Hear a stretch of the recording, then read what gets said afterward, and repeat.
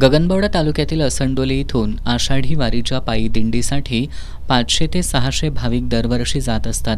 पण विटा इथल्या दिंडी रथाच्या माध्यमातून ते आषाढी वारीला जात होते. त्यामुळे तालुक्यातील वारकरी बांधवांनी लोकवर्गणीतून दिंडी रथ तयार केला.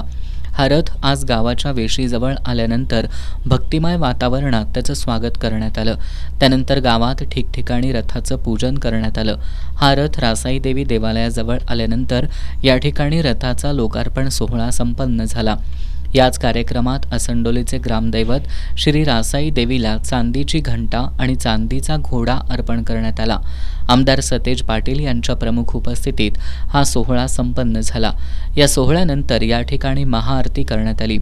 यावेळी जिल्हा परिषद सदस्य संभाजी पाटणकर, सोनाली पाटील, पंचायत समिती सभापती छाया देसाई, उपसभापती राजेश पाटील, पंचायत समिती सदस्य अमर कांबळे, शुभांगी संकपाळ, गोकुळचे संचालक बयाजी शेळके, जिल्हा बँकेचे माजी संचालक यशवंत देसाई, बहुउद्देशीय संस्थेचे संस्थापक विलास पाटील, पद्मश्री डी.वाय. पाटील कारखान्याचे संचालक मानसिंग पाटील, बजरंग पाटील, चंद्रकांत खानविलकर, सहदेव कांबळे, महादेव पडवळ, रामचंद्र पाटील, पांडुरंग पडवळ, अभय बोभाटे, कुंभीचे माजी संचालक सुभाष पाटील, माजी जिल्हा परिषद सदस्य भगवान पाटील, माजी सभापती बंकट थोडगे, बाजीराव पाटील, प्रकाश देसाई, संतोष पाटील, सतीश उगवे, गोविंद उगवे, सखाराम पाटील, माजी सरपंच युवराज पाटील यांच्यासह तालुक्यातील मान्यवर आणि असंडोली ग्रामस्थ उपस्थित होते.